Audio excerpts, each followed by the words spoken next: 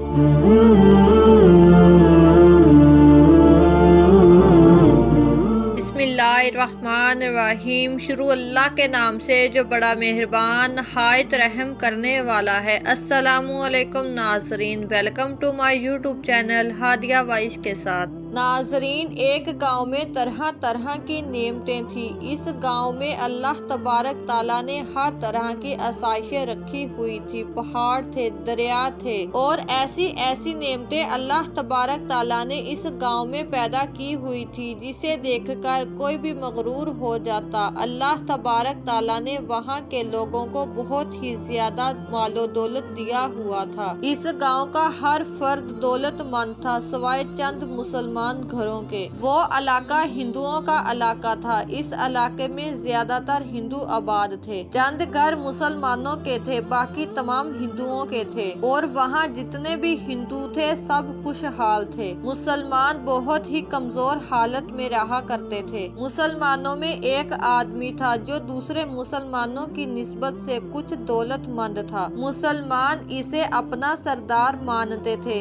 जब भी किसी को कोई भी मुश्किल किसी मुसलमान पर आती तो सब इस सरदार के घर इकट्ठे होते और अपने इसी सरदार के फैसले पर अमल करते। अल्लाह तबारक ताला मुसलमानों की मुश्किलें भी दूर कर देता। वो सरदार गौसे आजम शेख अब्दुल कादर जलानी का मुरीद था और आपका अकीदतमंद भी था। चांद की 11 तारीख को सब मुसलमान इस सरदार के घर इकट्ठे होते और इसके घर में 11वीं शरीफ का इहतमाम किया जाता। इस गांव में एक पंडित रहता था। इस पंडित की एक बेटी थी जो के काले जादू में बहुत ज्यादा माहिर थी। पंडित की इस लड़की को मुसलमानों से बहुत ज्यादा नफरत थी। जो भी मुसलमान इसकी बात ना मानता वो काले जादू से इसको जानवर बना देती। जब पंडित की बेटी का जादू हद से ज्यादा बढ़ गया और मुसलमानों पर जुल्म इंतहा को पहुंच गया, सब मुसलमान इस पंडित की बेटी से निजात हासिल करने के लिए अपने सरदार के घर में इकट्ठे हुए। इत्तेफाक से इस दिन चांद की 11 तारीख थी। इस सरदार ने कहा कि आओ पहले मेरे पीर की महफिल सजाते हैं, फिर हम सब मिलकर अल्लाह तबारक ताला से दुआ करेंगे। बस फिर क्या था, मुसलमान अल्लाह के जिक्र में मशगूल हो गए। हजूर पाक सल्लल्लाहु अलैहि वसल्लम की जाते अक़दस पर दुरूद सलाम भेजने लगे। मुसलमानों के सरदार ने मुसलमानों के दरमियान मठियाई भी बांट दी। फिर सब मिलकर दुआ करने लगे, ए अल्लाह, अगर पंडित की बेटी यूं ही करती रही तो हम मुसलमानों की चंद नस्लें यहाँ आबाद हैं वो जल्द ही खत्म हो जाएंगी। ए अल्लाह, हमारे पास इससे मुकाबला करने के लिए कुछ भी नहीं है। ए अल्लाह, तू हमारी मदद कर, अपने किसी मसीहा को भेज दे। ना सिर्फ वो मसीहा हमारी मदद करे बल्कि इस जादूगरनी का भी मुकाबला कर सके। वो सब मुसलमान रो रो कर अल्लाह तबारक ताला से दुआ कर रहे थे। अल्लाह तबारक ताला ने इन सब की दुआ कबूल कर ली और फिर वहाँ एक बुजुर्ग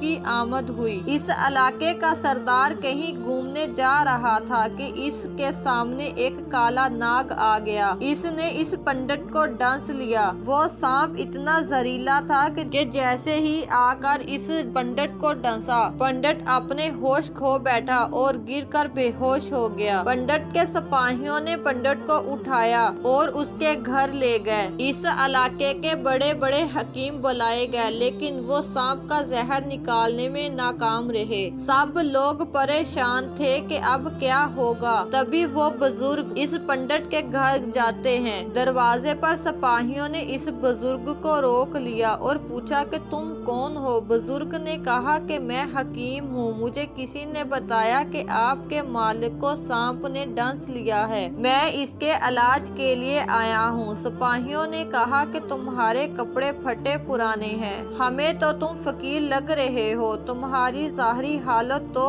हकीमों जैसी नहीं है। तो वो बुजुर्ग कहने लगा कि अगर तुम चाहते हो कि तुम्हारा सरदार पंडित ठीक हो जाए तो तुम मुझे इलाज करने के लिए अंदर जाने दो। सिपाहियों ने कहा कि ठीक है, हम अंदर जा जाकर पहले इजाजत लेकर आते हैं। तो वो सिपाही पंडित की बेटी के पास गया और सारा माजरा सुनाया। वो बुजुर्ग कहता है कि वो पंडित का इलाज करना चाहता है। पंडित की बेटी पहले तो हैरान हो गई, लेकिन फिर अंदर आने की इजाजत दे दी। वो बुजुर्ग अंदर आया और आकर पंडित का जायजा लेने लगा। वो बुजुर्ग फिर इस जगह को देखता है जहाँ सांप ने काटा था, डंसा था। इतने में वो बुजुर्ग इसके उस जख्म पर थूकता है और भाग जाता है। पंडित की बेटी गुस्से में आ गई कि ये कौन था जिसने मेरे बाप की गुस्ताखी की है। पंडित की बेटी ने सिपाहियों को हुक्म दिया कि जाओ इसको पकड़ कर लाओ। फिर इसने दूसरे हकीमों से कहा कि इस थूक को साफ करो। जब वो हकीमों ने रुमाल से थूक को साफ किया तो देखा कि उसकी टांग आहिस्ता आहिस्ता ठीक हो रही थी और जहर का असर भी खत्म हो रहा था। हकीम थूक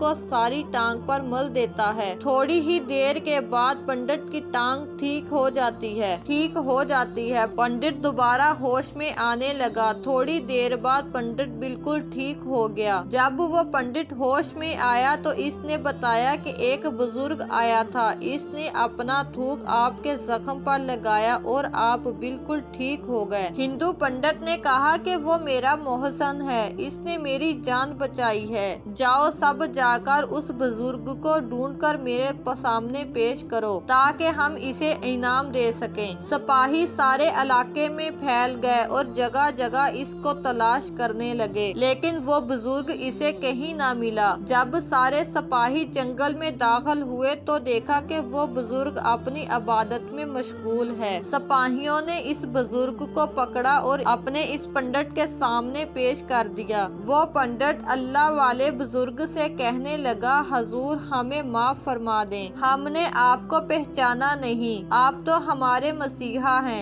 आपने हमारी जान बचाई है। हम इनाम के तौर पर आपको पोशाक और अरबी घोड़ा देना चाहते हैं। तो इतने में इस बुजुर्ग ने कहा कि मैं इतनी कीमती पोशाक पहनकर घोड़े के लिए घास काटता अच्छा लगूंगा। पंडित ने कहा कि आप बेफिक्र हो जाएं, हम साथ नौकर भी देंगे जो घोड़े की देखभाल करेगा। अल्लाह वाले इस बुजुर्ग ने कहा, मैं सब चीजें लेकर घर में अकेला रहूंगा। तो पंडित ने कहा, आप इस बात की फिक्र ना करें, मेरी एक बेटी है, मैं इसकी शादी आपसे करवा दूंगा। आपने हमारी जान बचाई है, इसलिए हम अपनी बेटी की शादी आपसे कर देंगे, लेकिन मेरी एक शर्त है। मेरे सिपाहियों ने बताया कि आप अजीब तरीके की इबादत कर रहे थे, यहाँ तक कि मुझे मालूम है कि इस तरह की इबादत मुसलमान करते हैं कि तुम्हें ये सब चीजें छोड़नी होंगी, तुम्हें अपना इस्लाम छोड़ना होगा। बुजुर्ग ने कहा, मैं कीमती घोड़ा और घर भी ले लूं, आपकी बेटी से शादी भी कर लूं, लेकिन मुझे एक बात तो बताएं। पंडित पूछता है कि कौन सी बात? बुजुर्ग कहता है, अगर मेरी कल को औलाद हो, इसमें से एक मर गया तो रोना किसको पड़ेगा? पंडित ने कहा कि आप ही को रोना पड़ेगा, क्योंकि वो आप ही की औलाद होगी। अल्लाह वाले इस बुजुर्ग ने कहा, मैं इतनी आलीशान जिंदगी लेकर रोना नहीं चाहता, मैं अपनी जिंदगी में खुश हूँ, मैं इन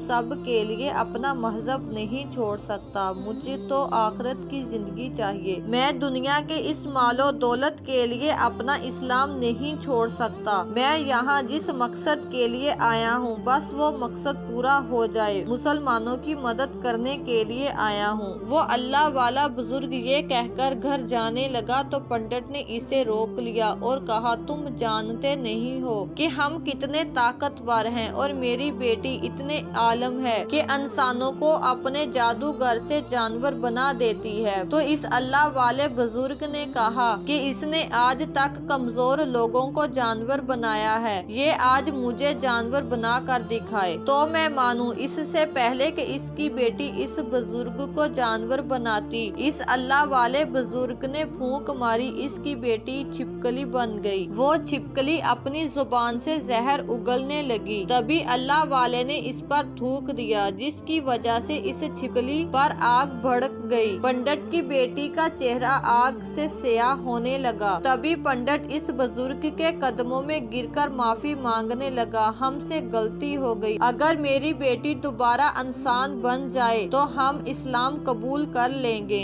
अल्लाह वाले इस बुजुर्ग ने कहा कि हमारे दीन में जबरदस्ती नहीं है, अगर तुम मुसलमानों पर जुल्म करना छोड़ दो तुम्हारी बेटी दोबारा इंसानी शक्ल में आ जाएगी और वो अपने काले जादू से तौबा कर ले तो मैं अल्लाह तबारक ताला से दुआ करूंगा कि अल्लाह तबारक ताला इसे इंसानी शक्ल में दोबारा बना दे। पंडित वादा करता है कि मेरी बेटी अब मुसलमानों पर जुल्म नहीं करेगी। इस अल्लाह वाले बुजुर्ग ने अल्लाह से दुआ की तो अल्लाह तबारक ताला ने इसकी दुआ कबूल फरमा ली। इसको दोबारा छिपकली से एक इंसानी शक्ल दे दी। वो लड़की अल्लाह वाले के कदमों में गिरकर माफी मांगने लगी और कहने लगी, आप हमारे मसीहा हैं, हमने आपको अपना दुश्मन समझा। मैं और मेरा वालिद आपके हाथों कलमा पढ़कर मुसलमान होना चाहते हैं, हमें भी अपने दीन में शामिल कर लें, बेशक आपका दीन सच्चा है। पंडित और इसकी बेटी कलमा पढ़कर मुसलमान हो जाते हैं और इनको देखकर बाकी लोग भी कलमा पढ़कर मुसलमान हो जाते हैं। वो पंडित अपनी बेटी की शादी इस अल्लाह वाले के साथ करवा देता है, फिर सब अमनो ईमान से रहते हैं। इस तरह अल्लाह वाले की करामात और मरीद गौसे आजम की दुआ से जो मुसलमानों पर जुल्म करता था वो सब मुसलमान हो गए, फिर सब मिलजुल कर रहने लगे।